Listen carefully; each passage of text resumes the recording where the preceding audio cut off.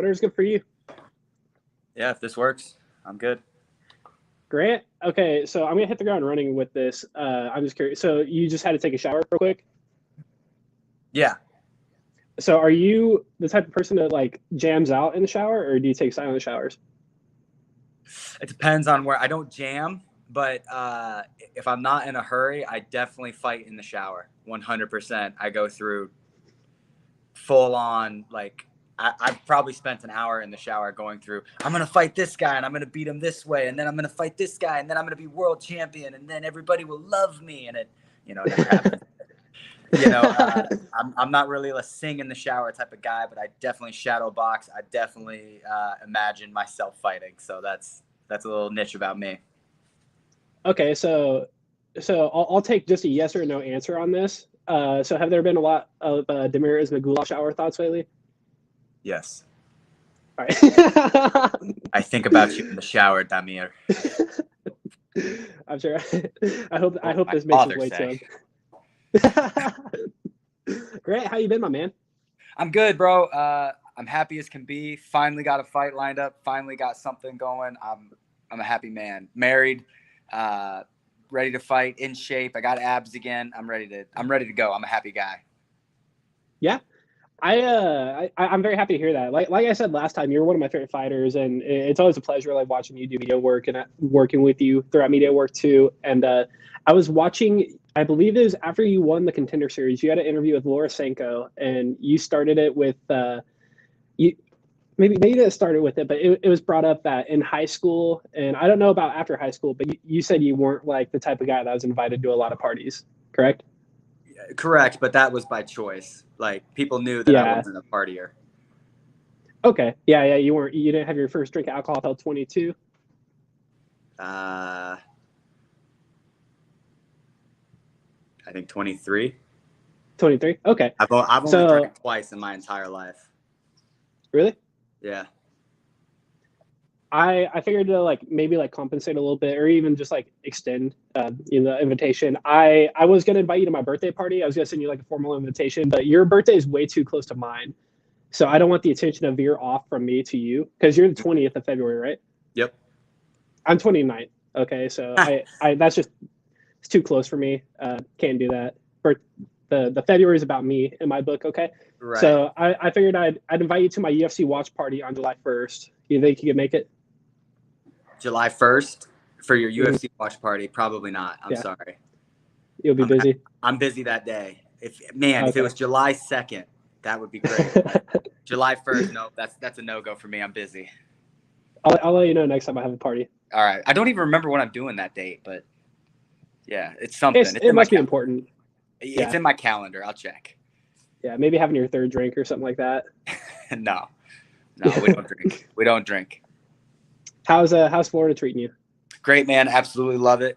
I was just outside for 15 minutes, sweating, getting a tan on, getting my sunlight. Dude, just a little side note. When I lived in Missouri, I would never get sun. I would never go out and get sunlight, and I would get sick all the time.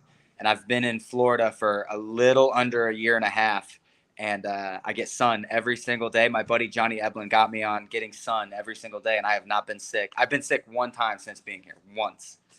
So I highly recommend it to anybody out there. Get some sunlight, guys. It makes a difference.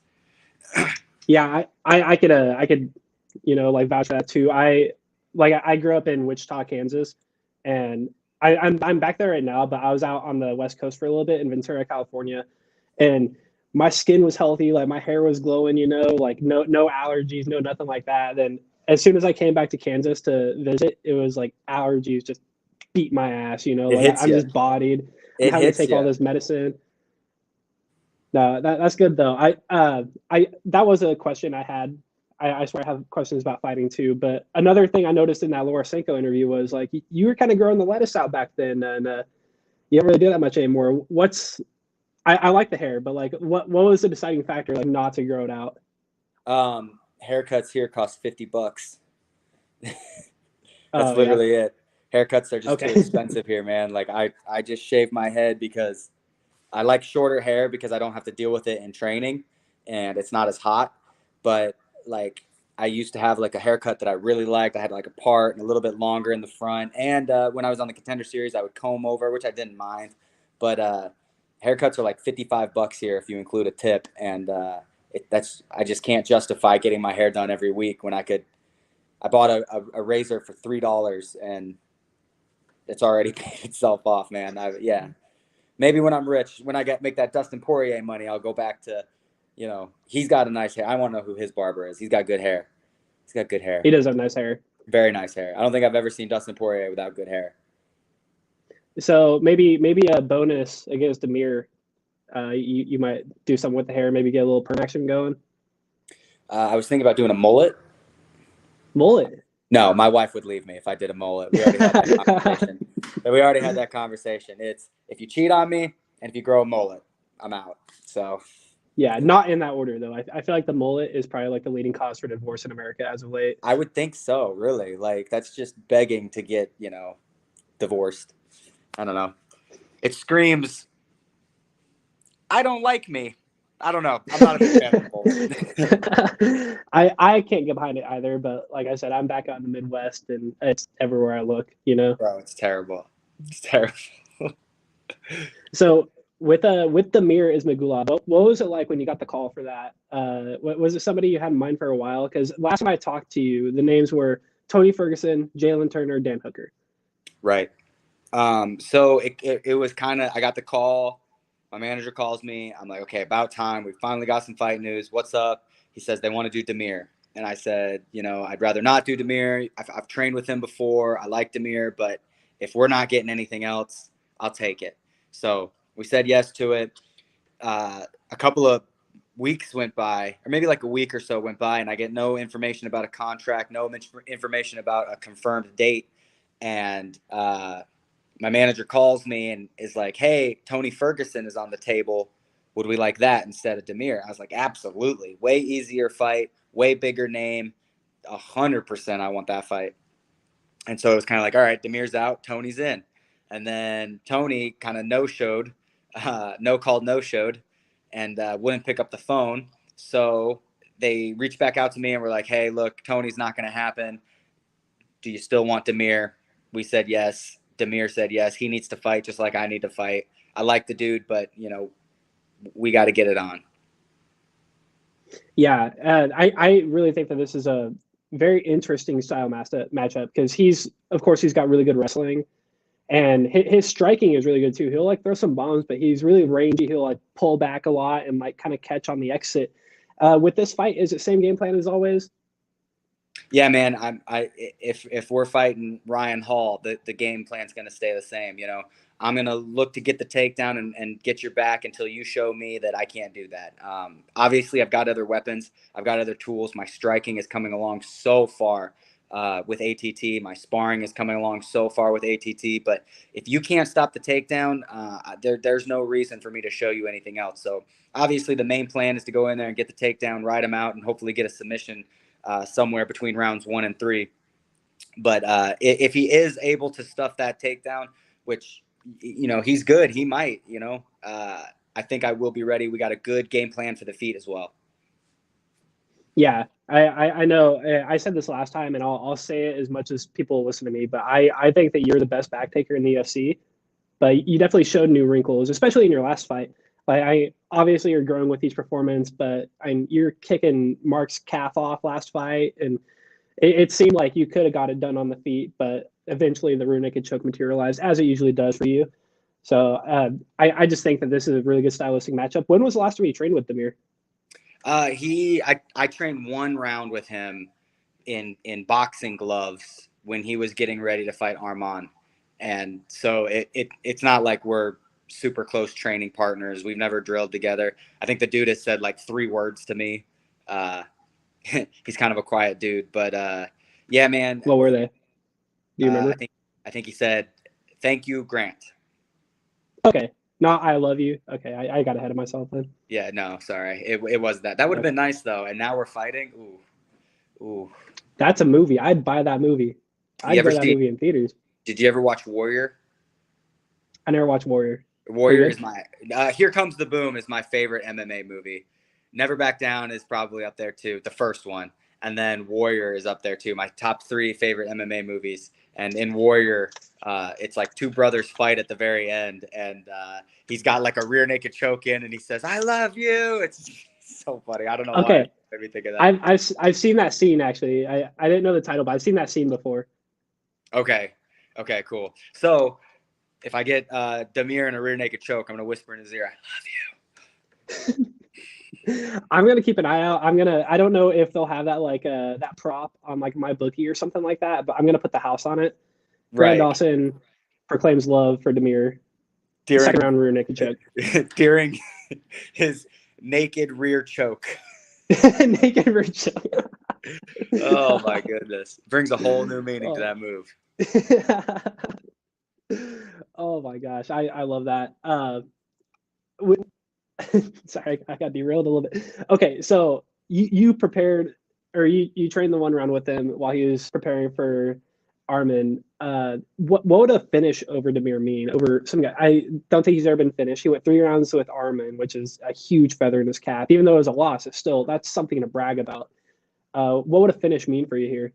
Man, I think it propels me. I think it's one of those things where any type of win over Demir, even a split decision win over Demir, is good. It propels me forward. But if we're talking about a dominant win and a rear naked choke finish, kind of like how I've been doing lately, I think that puts me in top 10. You know, I don't think this is gonna. If I finish, I don't think this is going to be I'm 12, he's 15 now. I think it's going to be he stays at 12 and I bump to 10 or 9. That I think that's huge. He's got a lot of really good wins under his belt. He's beaten Garam. He's beaten Moises. He's beaten Joel Alvarez, who's also very good. All these guys have been ranked, other than Garam. Garam wasn't ranked. So he's beat a lot of really good guys. And then even when he did fight Arman, he looked okay against Arman. You know, like he got he didn't get finished. He had good moments. He got on top of Arman for a second. So it's one of those things where I think that a submission win or a TKO win or whatever it is, I think that propels me into, we're talking big money, we're talking big fights next. Yeah, absolutely. Is there anybody you prefer to see next? I know there's a lot of great fights right now at lightweight. Like pretty much, most of the names that I know you'd like to fight are kind of booked against each other. I know Poirier's fighting Gaethje, obviously. Mm-hmm. Turner and Hooker fighting. They're fighting the week after me, and obviously Demir has my utmost attention, and I'm only considering him. However, I would, if all things go according to plan, July 1st, I would like the winner of Hooker and Turner. Do you have a solid call out plan? I do. You do? I'm excited for that. Okay. Yeah, the Tony Ferguson call is still one of my favorites all time. Yeah, man, I liked it, but I was like, man, they're gonna play this up on the screen when I fight this dude, and then fight never happened. So yeah, Tony went to college and then got arrested, and now is fighting Bobby Green. Bobby Green, yeah. How do you see that fight going? I think Bobby will win. I think it'll be a pretty boring decision, actually, but I think Bobby will stay on the outside, touch him up a bit, and win. I think Tony's done. I think there's not a lot of guys that are going to lose to Tony coming up here, unless we're talking like somebody brand spanking new. Yeah, with that, okay. I kind of want to just like run through the playing field right now at lightweight. Obviously, the BMF title's on the line with Poirier and Gaethje. How do you see that one going? I got Dustin Poirier winning by, I'm going to say knockout. But I could also see a unanimous decision. Gaethje looked really good in his last fight, but man, I've trained with Dustin. I've worked with Dustin a bit, and that dude is good. Like, that man can box. That man can strike, and he doesn't get tired. He doesn't slow down. He's rock solid upstairs. I just think he's going to get it done. The way I see Justin winning is if he clips Dustin early. You know, Dustin maybe gets a little too swaggy and then eats a hook and kind of gets put away with a bad stoppage. You know, that's really the only way I could see him losing. But I do think that Dustin is going to get it done. He's good, man. Very good. Mm-hmm. And there's no preference out of Dan Hooker and Jalen Turner? Hooker, because I think he's a bigger name. That's an easier fight. Yeah, yeah. I remember last time we talked, you said Jalen Turner is the most dangerous guy in the division. I stand by that. Yeah, scary guy. Uh, I did want to get to this. I know like you're pulling for Poirier and you train with him. Do you think you have what it takes to be a BMF contender though? No. No. No. BMF, dude, we're a world champion? Absolutely. One of the greatest champions of all time? Absolutely. A BMF is somebody that doesn't care. They bite down on their mouthpiece, they walk forward, and they get the crap beat out of them while they're beating the crap out of their person. That's just not my style. There is no better BMF than Jorge Masvidal. Like, there's just not. Like, the dude is gangster through and through. However, Gaethje and Poirier come very close second. I do think that Dustin will win. I do think the BMF will stay at American Top Team.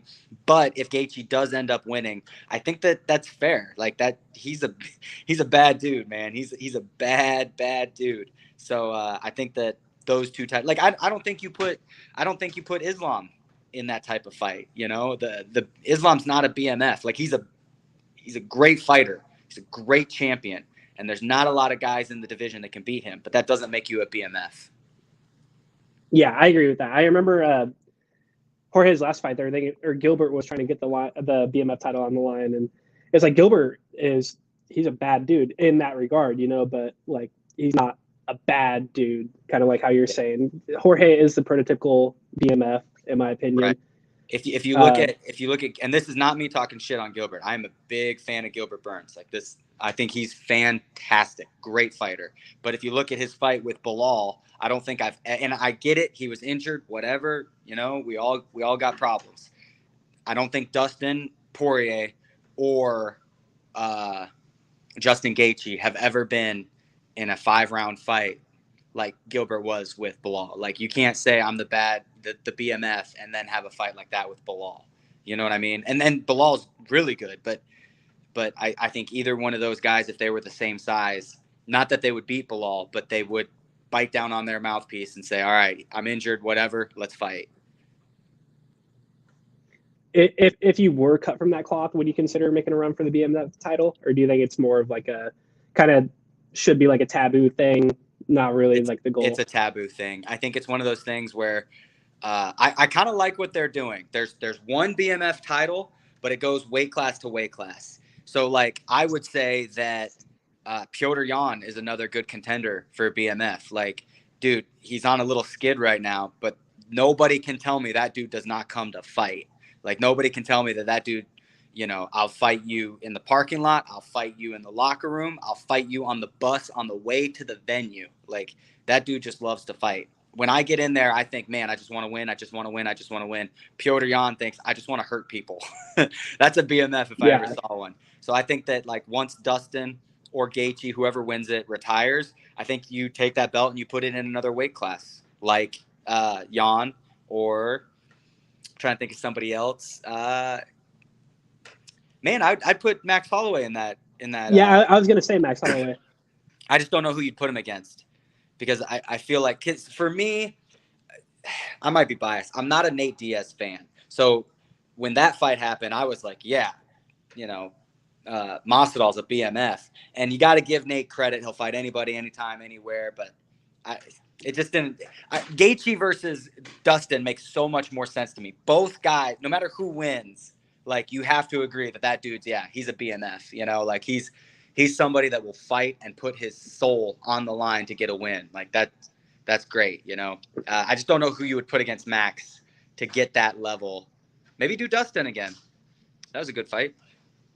Yeah, both of those were really good fights. I can even see like with the stretch that Piotr Jan's on, like if he did choose to move to featherweight, that's a good hybrid BMF fight right there. Yeah, Max would kill Piotr. I'm a huge fan of Piotr Jan, but he's too not. Small. He's too small, man. Max has got the size, the reach, the length, the striking. I can't see Piotr Jan like even coming close to that. Piotr Jan and I don't know what I'm talking about, but if he came to me and asked what do I need to do, I think that dude needs to go to a different gym, to be honest. I think he's running into what I kind of ran into when I trained at Glory MMA and Fitness, And it was when you're in the same place for so long, you kind of just get tired of seeing the same faces and the same coaches telling you sprawl, kick, knee. I think that just me personally, I think he needs to go to a big gym. I think ATT, Killcliff, what's the AKA?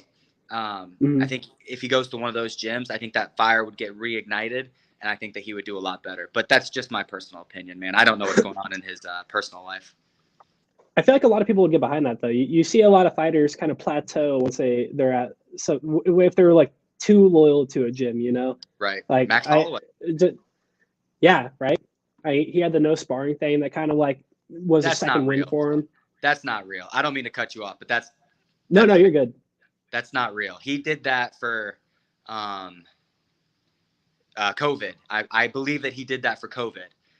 He did not spar when he was getting ready to fight Volkanovski for the third time. And if he did, that's why he looked so terrible. Because, bro, that can't be real. And to go one further, Max's biggest problem is like he has no mix-up. If you're the better striker, you're gonna beat Max. That's it. He won't wrestle. He won't try jiu-jitsu. He barely even kicks, like if you're the better striker, you're going to win. That's why Dustin beats him 10 times out of 10 is he's just a better striker. Yeah, which is sad to see. When, especially like you mentioned the kicks, when Max kicks, he has a lot of success. Like the second Volkanovski fight, he dropped him with a head kick. The Calvin Kattar fight, he was like spamming spinning back kicks, and he had a lot of success with that. He used to do that a lot. He would get you against the cage, go high, low, spin, and just right to the gut. Man, that hurts. Dude, the dude's cardio is ridiculous. If you put him in get him some grappling. Like, he could get people tired doing that. Like, think about a Max Holloway that hits you with 9 punches and then takes you down. Like, that's my problem is like, after the first 2 rounds, we know who's going to win a Max Holloway fight. Because if you're the better striker, you're going to win. Because he's not going to do anything else. And I like Max. I'm not talking shit on Max at all. He's one of the greatest of all time. And arguably, if Volkanovski didn't live in this era, the greatest featherweight of all time. But, like, it's just when you lose to the same guy the same way 3 times and don't change anything, I just don't think you deserve to be the best, Yeah, I'd agree with that too. And I'm an advocate for fighters switching things up. Like, just recently we saw Johnny Walker beat Anthony Smith, and when he started training with John Kavanaugh, it was like a resurgence of his career, I think more fighters could benefit from that. Yeah, Johnny Walker sucks, man. Not a Walker I can't fan? believe that dude's the number 5 dude in the world. And look, could he beat me up? Probably. He's like 6'12". But like that dude's a bar fighter, man. That's crazy to me that he's number 5 in the division. Yeah, that Anthony Smith fight, I don't want to talk out of turn here, but I thought it was a little bit lackluster. I thought it was kind of like the down point of the card. Yeah. Dude, these cards fighting. Cards have been kind of whack lately. I think this weekend's card is kind of whack. Yeah, I'm always excited to see Michael Johnson fight. I think he has some of the best hands in the UFC. Diego's gonna see. He's got the fastest hands in the UFC. I don't know about fastest hands. Yeah. I don't even think he's got that much power. I just think that he hits you when you don't see it coming because he's so fast. It's like, okay, parry, and then I'm gonna block this punch. Boom, the punch hits you. Like it's just like pop, pop, pop. Pop, pop, pop. It's so fast. Yeah, and his opponent Andre Fiallo, that guy is. I know he's on a bit of a. Oh, is that who's fighting? Diego Ferreira, yeah. Okay, my bad. Yeah, I don't know what I was thinking. I think I mixed up my media. No, that's a really good fight though. That's a very interesting fight. The main event, of course, like Angela Hill is always game. I think if there was a female BMF, she's in the conversation. No. I don't like Angela Hill, so that's kind of. You don't like Angela Hill? That's not really a. Yeah, she did one of my friends kind of dirty, so I don't. Oh, did she? Okay, yeah. I always pictured her like for a little bit there, she was kind of like the female Cerrone, where she was just on like every other card, Yeah, and losing. So, yeah. Hey, let's move on. Like I don't know Angela Hill personally. She did one of my friends kind of dirty, so I'm not a big fan. Let's move on. Okay, yeah, and Okay, so this is more personal. I don't know if you're at a place to talk about this or if you even want to, but I just figured I'd give it a shot. Former teammates Tim Elliott and Kevin Kroom. Did you see all that? I did. Was that like a shock to you? Yeah, it was. It was. Yeah, man. Things going on in Glory are kind of crazy, man. It's almost like a soap opera. It's almost one of those things where if it was a TV show and like this happened in like the 8th season, you'd be like, this is bullshit, man. They're just trying to throw stuff out there to make it, make people watch it again. But this is real life. Like the stuff kind of going on there is insane, if you ask me. I wish. I have no hard feelings towards anybody at Glory. I wish everyone a prosperous life, and I hope they get things figured out. Kevin and Tim are both friends of mine. I mean, I don't really talk to either of them anymore, but that was kind of crazy. That's kind of crazy. Yeah, and I'd agree with you. Glory, it went so quick from being like one of the next big gyms, with James Krause. He's cornering everybody, and he's making all these cool moments. Like you just hear him in the corner, and like he's usually right. And like your last second knockout, I watch that corner footage to the knockout all the time. Like that is so sick. Yeah. But then, yeah, the whole gambling thing, and then everything's just coming out of there. Like Jeff Molina is getting his personal life leaked, and now Tim Elliott, and yeah, it's just a lot going on. Yeah, man. James is one of the best cornermen, I think, ever. Like if you can, it's a treat to have that guy in your corner because he is a very good cornerman. I have no idea. I have no clue about anything with the whole Minner thing or the fights or the betting or whatever. I have no idea what's going on there. I do wish James luck, though. I hope that he gets cleared. I hope that the truth comes out, whatever it may be. And I hope nothing but good things for James. He's always been good to me. James has always been really, really good to me. So, I hope the best for him, man. I really do. I'm praying for the guy. Yeah. And I don't want to get too sidetracked from you. I do want to turn it back to your fight. And I want to do this little game I play with all the people I interview. It's called Did Demir say it or did Eric say it? Okay. So I'm going to read you a few quotes and I want you to guess whether it was me or Demir that said it. Okay. Yeah. Okay. So this is the first quote. This is my chance to prove what I can do to wrestlers when I'm 100%. Who said that? Okay. Okay, second one. Grant Dawson is good on the mic, great at fighting. He's got a good hairline and a soothing voice. He's got it all. You. It was me, but I wouldn't doubt that Demir said it at some point. And I got one more for you. It's Grant Dawson is a great fighter, like a really good fighter. But if he duels Eric in Yu-Gi-Oh, he'll be an even better first-class passenger to the Shadow Realm. That's got to be Demir, 100%. That was Demir. Demir said that. Yeah, I figured. I also think I heard Dana White say it too. Yeah, I think I saw something where Dana was like, Grant and Eric need to get on some Yu-Gi-Oh and start. Let's see who the best duelist around is. Yeah, and I also think the AT&T Twitter page tweeted that. They deleted it shortly thereafter, though. Right. I think Dana is thinking about getting rid of slap fighting and putting Yu-Gi-Oh in. I think that's what he's on Fight Pass. I've been practicing my slaps, but I think I got better chance at Yu-Gi-Oh. Yeah, that makes sense. I'm with you, bro. I'm with you, dog. I'm practicing. I wanted to keep it like a little continuity from last time. I'm wearing my Avatar The Last Airbender shirt right now. Sick. That's awesome. Had to pull that bad boy out. But yeah, that was about all the questions I had. That's the shirt. That's the type of shirt that I would wear to a fancy restaurant. Like we would be going to like steak for $1,000, and my wife is just, dressed to the nines, and I'm wearing an Avatar button up. That's you get me. I don't know if we're the same size, but I'll mail you the shirt if you want it.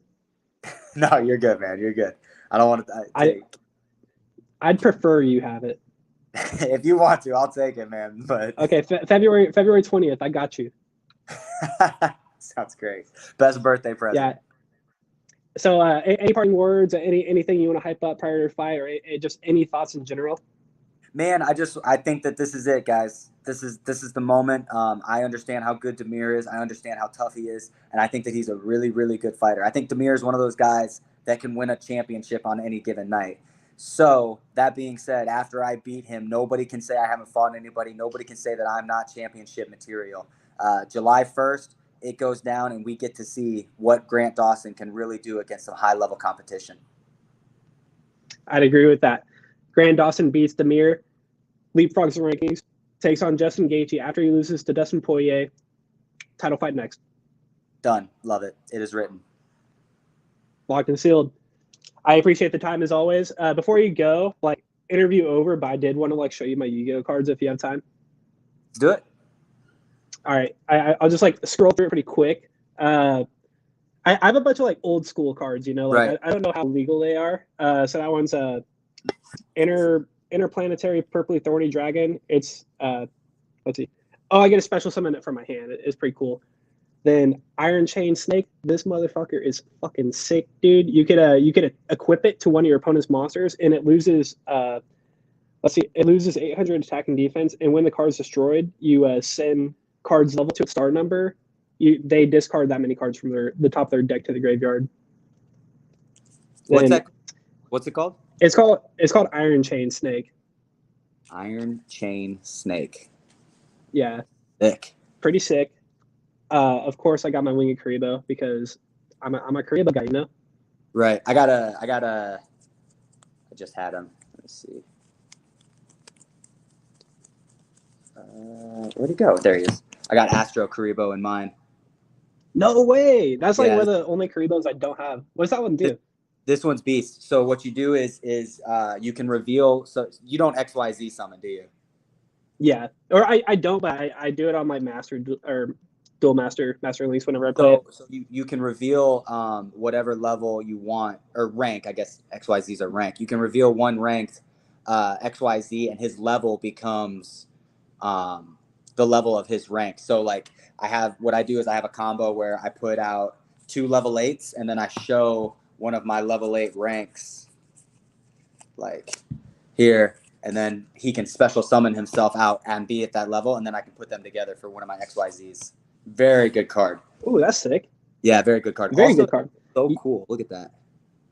Yeah, no, the Karibos are if I ever get my leg tatted up, I want to do a whole Karibo leg sleeve, Bro, sick.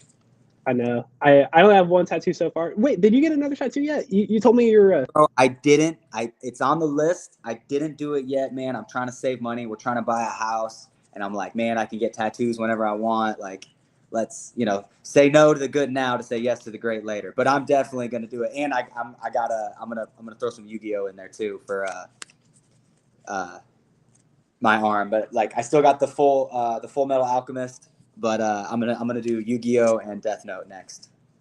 Nice. I remember you telling me about Death Note. You told me to start it. I haven't started it yet because all the excuses. But I will start it. I'll start it today. It's good. Give it to episode 6. If you don't like it after episode 6, go ahead and stop. But because all anime have the same problem, and that's they're slow starters and octopus titties. So. No, that's a joke. That's a joke. Joke. Oh, well, I wasn't going to start it right now if you're telling the truth. Yeah, that's not a problem. Octopus titties are great. Yeah. I'll send it to you on Instagram. I think I saved it, but I saw somebody get a Monster Reborn tattoo on their forearm, and it was so sick. Sick, man. I think I have that in my extra. Oh, nope. I took it out. Yeah, my deck is primarily antiquated but more nostalgia cards, but I still have some cool stuff sprinkled in there, like level 10 Wing Karibo. Nice. You're a Karibo. That's my winner right there. You're a Karibo. Yeah. This was originally a Karibo deck, but I kind of changed it to mostly just to I evolved it to deal with my friends as they changed their decks too. So after a while, it turned into it's kind of like you don't play GOAT format, do you? No. Okay. No. Yeah, I started. Do you play a Master Duel or Oh, I do. Okay, yeah, I just got rid of it off my phone, but I'm gonna get it on my laptop because that shit like took up half my storage. But yeah. Bro, for real. Dude, I run Dark Worlds, and the problem is Master Duel doesn't have all of my cards, so I don't do so well on Master Duel. But I play on I think it's called Next Gen. I think it's called I'll send you a picture of it. But I usually play on that because it allows you to get all the cards. It has literally all the cards that you could think of, and you don't got to like buy them or anything. You just get them. But what was I saying? Oh yeah, you can't like invite people to play on that. It's just random who you get to play. Oh, really? And it sucks too because man, as soon as people like, oh, I have a bad hand, I'm gonna dip out. So it's like, okay, we flip. Okay, I'll go first. All right, I'm gonna play, and then they dip out, and it's like, bro, like just play, man. Like it's no Did fun. you see those people? They're making those like suicide decks. Like they just like beat themselves in like one turn. That's stupid. It's so stupid, but it's like so entertaining to see how they do it. Like Yeah. I want to win the duel, obviously, but they're just like beating their own ass for me, and it's like Did, almost like admirable. there's this guy that brought a deck that had 2,000 because it was before because the limit is you have to have more than 40 but less than 60 or 40 minimum 60 max. And before that rule, this guy brought a deck that had 2,000 cards.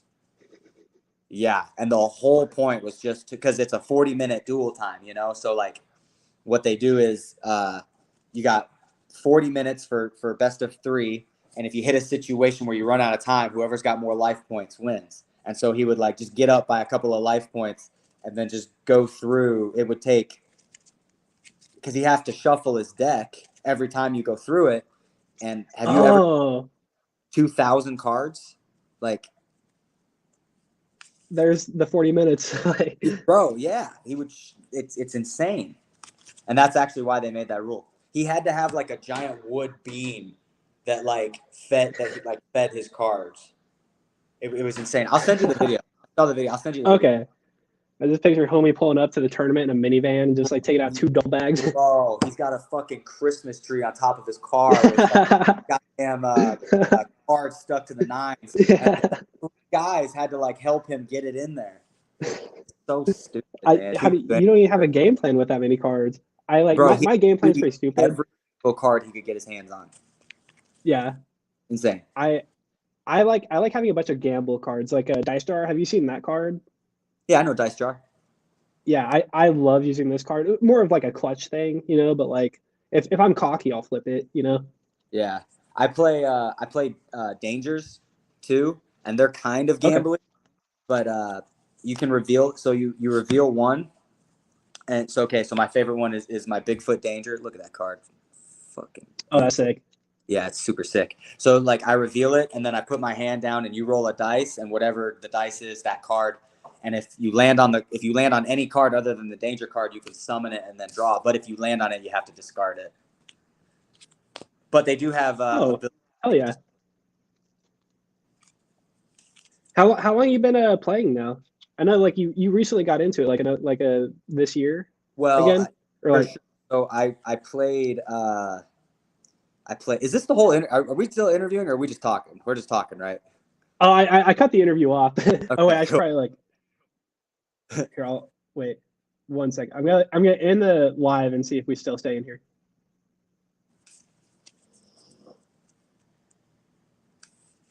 Or maybe I'll just trim it. Sorry if I'm taking up your time. By the way, I don't know if you have a lot going on, but I love talking Yu-Gi-Oh. But no, so I played when I was a kid and I was really into Dark Worlds, but Dark Worlds couldn't compete in today's format. And then they came out with a new structure deck that allows them to compete, which is the Dangers, and then it also got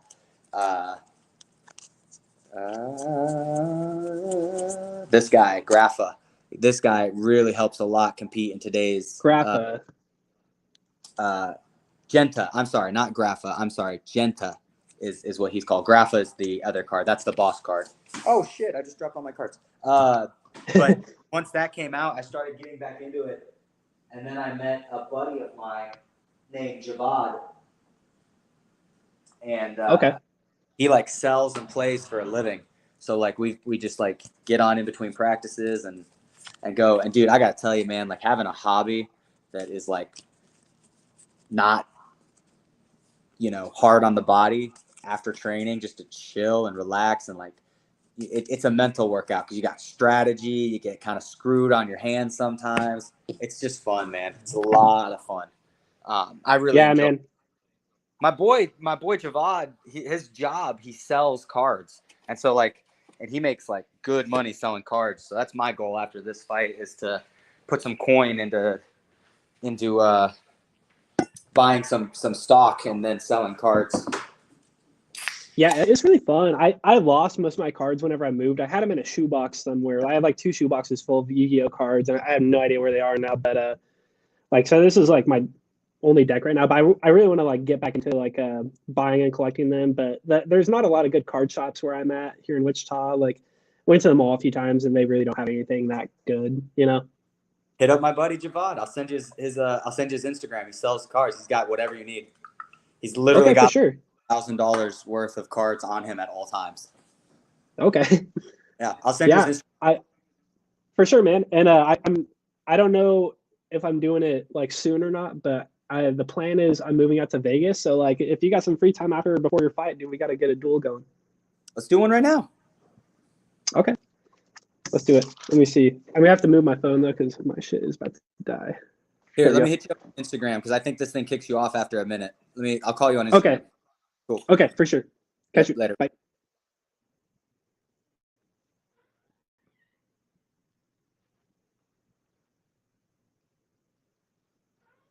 It's Kashi.